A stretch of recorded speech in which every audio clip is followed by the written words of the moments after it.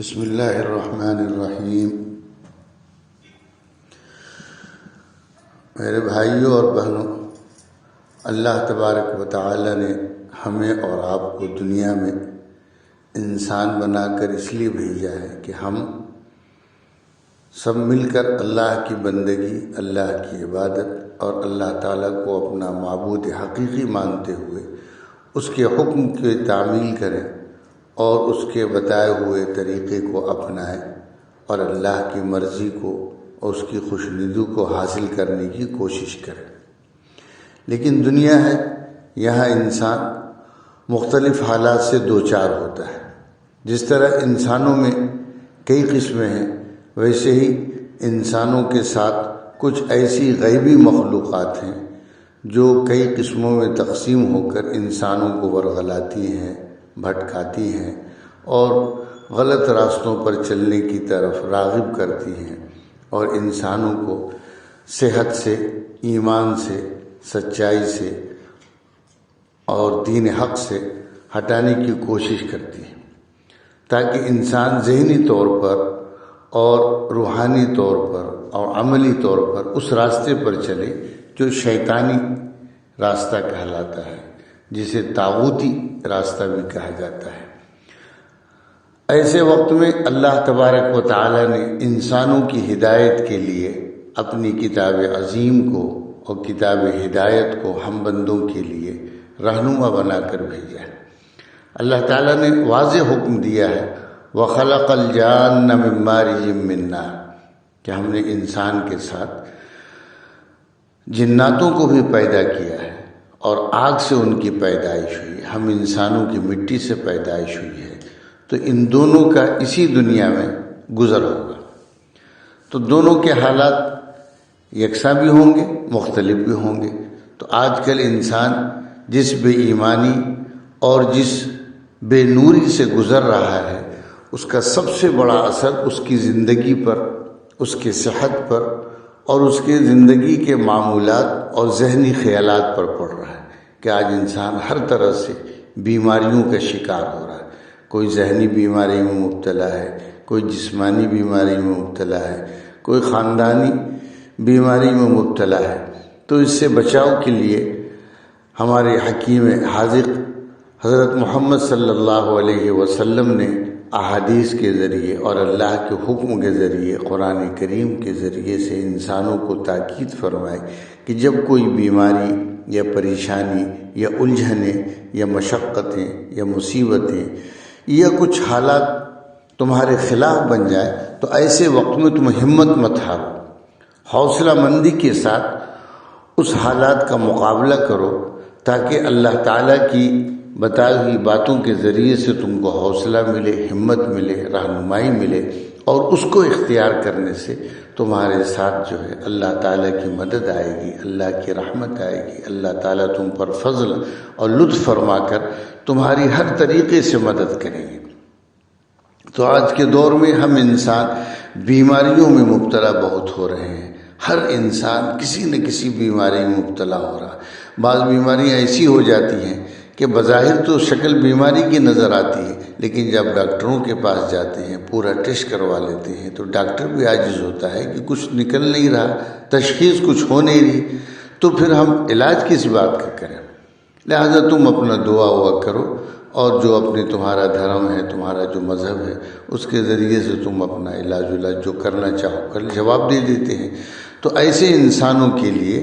اللہ کے حبیب صلی اللہ علیہ وسلم نے فرمایا کہ تم اب اپنے مریضوں کا علاج کرو، اور علاج کے کئی طریقے بتائے ہیں۔ تو ہمارے لیے سب سے بہتر طریقہ علاج کا رحمانی علاج ہے، اور رحمان اللہ تعالیٰ کی صفت ہے۔ تو اللہ تعالیٰ کے نام کے ذریعے سے، اللہ تعالیٰ کے کلام کے ذریعے سے، اللہ تعالیٰ کے بول اور قول کے ذریعے سے ہم علاج کریں۔ تو اس کے لیے اللہ کے حبیب صلی اللہ علیہ وسلم نے فرمایا کہ قرآن حکیم کی بعض صورتیں اللہ تعالیٰ نے انسانوں کی ہدایت، انسانوں کی شفا اور انسانوں کی صحت یابی کے لیے اتارا ہے۔ تو تم ان صورتوں کا اس وقت میں معمول بنا لو پڑھائی کا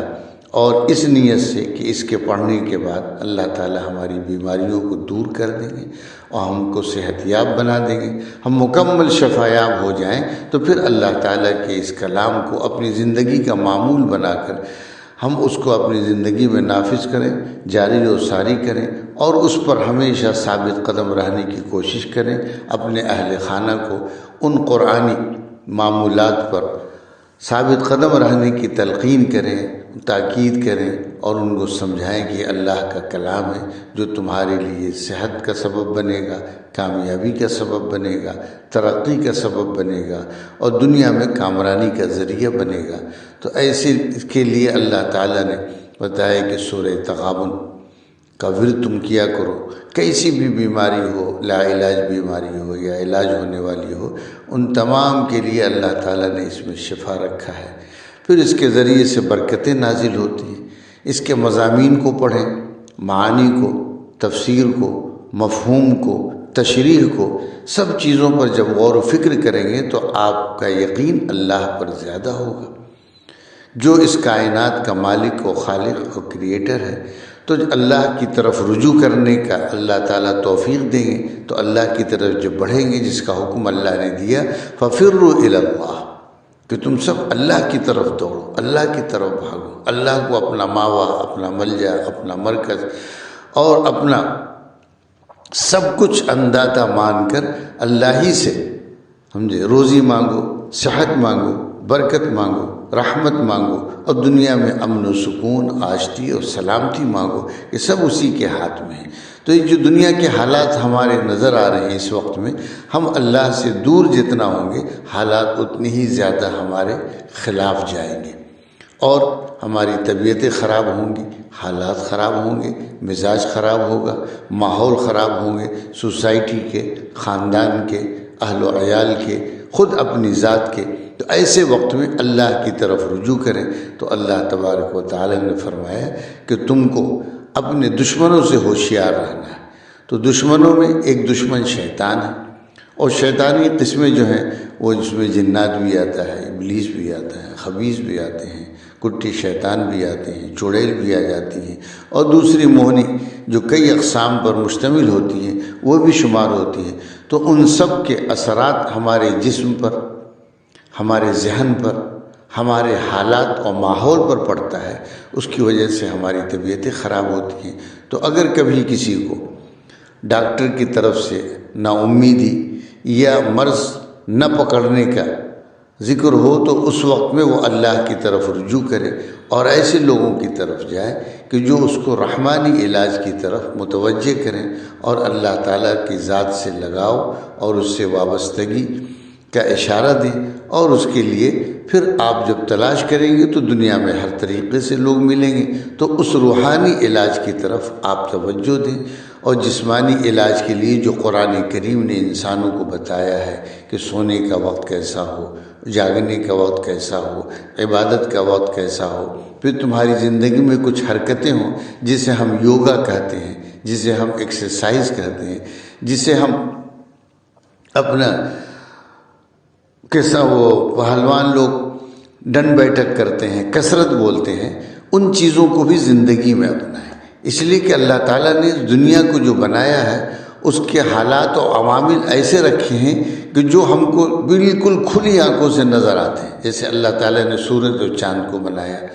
تو بعض مذاہب ایسے ہیں جو سورج کو اپنا انداتا سمجھتے ہیں۔ کیوں؟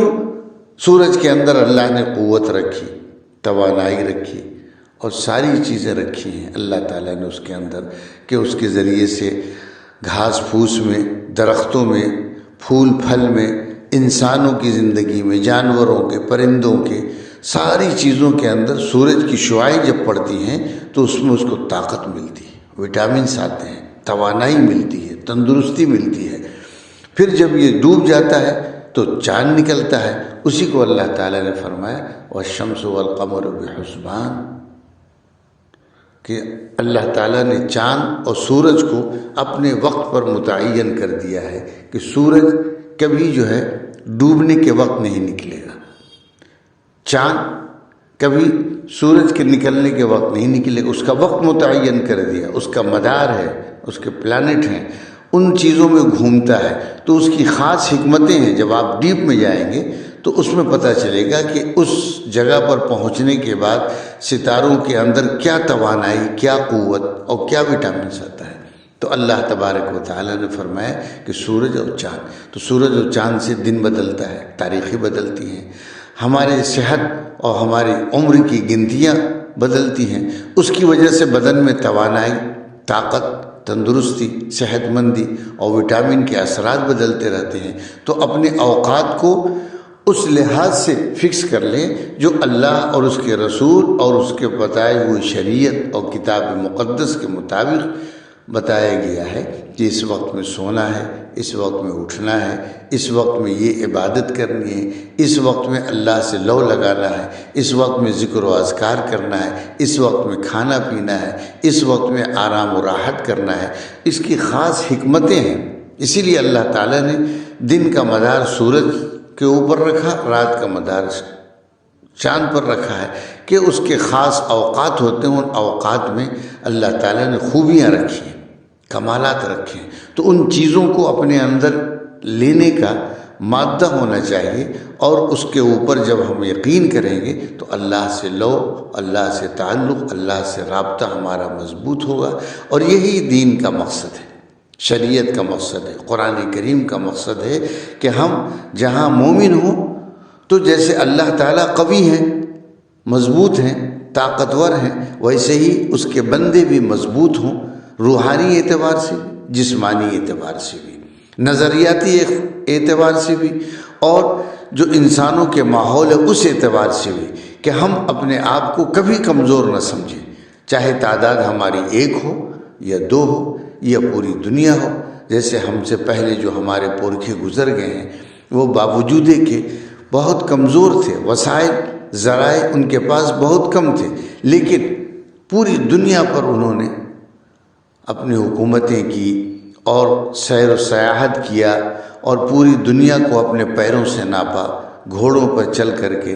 اور پوری دنیا کی مسافت کو طے کیا تاکہ ان کو زمین پر چلنے سے تجربہ حاصل ہو اور زمین کی خوبی، کمالات معلوم ہو، حالات و موسم کو سمجھیں، اور پھر اس کے بعد انسانوں کو ایک ایسی زندگی دیں جو دوسروں کے لیے مثال بن جائے. تو ہم صرف اسی دنیا کے لیے نہیں آئے بلکہ ہماری زندگی اس سے بھی آگے ہے. چنانچہ ان تمام باتوں کو جو ہم کہہ رہے ہیں، علامہ اقبال نے کہا ہے کہ اسی روز و شب میں الجھ کر نہ رہ جا کہ تیرے زمان و مکان اور بھی ہے، کہ ہمیں اس دنیا میں ہی نہیں رہنا ہے بلکہ اس دنیا میں رہ کر تیاری آخرت کی کرنی ہے، جنت کی تیاری کرنی ہے، مرنے کے بعد کی زندگی کی تیاری کرنی ہے، اللہ سے جب ملاقات ہوگی تو اس کے لیے تیاری کرنی ہے. تو کیسے کرنا ہے؟ آپ عالموں کی صحبت میں جائیں، اپنے قبیلے کے، اپنی مسجد کے، اپنے محلے کے جو بڑے لوگ ہیں، مقتدی ہیں، پیشوا ہیں، امام ہیں، عالم ہیں اور بڑے لوگ ہیں، ان کی صحبت میں جا کر بیٹھیں، ان سے پوچھیں تو تاریخی اعتبار سے، جغرافیائی اعتبار سے، شریعتی اعتبار سے جو بھی معاملات ہوں گے وہ آپ کو سمجھائیں گے. تو ہمیں انسان ہونے کا مقصد یہ ہے کہ ہم دنیا میں بھی ترقی کریں، آخرت میں بھی ترقی ہو. میری جسمانی مضبوطی بھی مجھے چاہیے اور روحانی طاقت بھی ہم کو چاہیے، تاکہ روح اور جسم دونوں مل کر اس دنیا کو ایک ایسا خوشگوار ماحول دیں کہ جس میں ہر انسان اللہ کی رحمت کے سائے میں، اللہ کے کرم اور فضل کے سائے میں خوشحال زندگی گزارے. چاہے روٹی سوکھی کھائے، سمجھے، اچار کے ساتھ، چٹنی کے ساتھ، دال کے ساتھ کھائے، لیکن اللہ تعالیٰ کی ذات پر یقین اتنا مضبوط ہو کہ اللہ تبارک و تعالیٰ اس کو صحت دے اور اس کو تندرستی عطا فرمائے، اس کو ہمیشہ شفا یابی سے نوازیں، اور اپنے حالات کو اپنے قابو سے باہر مت ہونے دیجیے، اس لیے کہ شیطان ہمارے حالات پر مکمل کنٹرول رکھتا ہے. وہ ہم کو غلط وسوسہ ڈالے گا، بھٹکائے گا، بہکائے گا، غلط راستوں کی طرف چلنے کی رہنمائی کرے گا. ہمارا حق یہ ہے کہ ہم خود اپنی ذات اور اپنے اہل و عیال اور بال بچے اور اہل خانہ اور اپنے اہل محلہ کو اس بات پر آمادہ کریں کہ ہماری زندگی خوش ہو، ہمارا ماحول خوشگوار ہو، ہمارے اندر حالات ایسے ہو جائیں کہ کہ ہم اللہ تبارک و تعالیٰ کے ذات کے ساتھ وابستہ رہیں۔